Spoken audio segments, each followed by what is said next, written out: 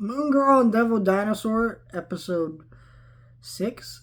This episode is a pretty solid episode. I was kind of watching this episode and I wasn't super engaged with it, but the more it went along, the more it got me. Basically, in this episode, a new Wakandan scientist is a new teacher for Lunella's class, and she's super smart.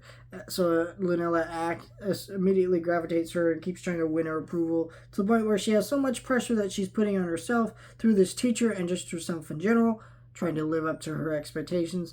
She realizes that she ends up having a panic attack and not being able to stop a villain at the end of the episode. So I really liked how the side characters built a little robot in the background, especially when D started to upgrade his armor and actually fight the thing by himself and couldn't do it. That was really cool. I like how they're building up the second cast of the show throughout this season. I'm wondering if that's leading to something really interesting. I think it might, because this show does have a lot of themes of community and things like that in it. So I'm curious what's going to go on with that. But I really liked that scene where Lunella's having a panic attack and having to learn to deal with it, which is something normal that kids have to deal with, as they deal with a lot of pressure put on them by teachers or adults, and then they have real real outburst of stress and anxiety that's not good for them, especially as young as they are. And so that's kind of like an interesting thing that they were going with that. The visuals in this episode were great, and there was a lot of great background jokes. It was a really solid episode.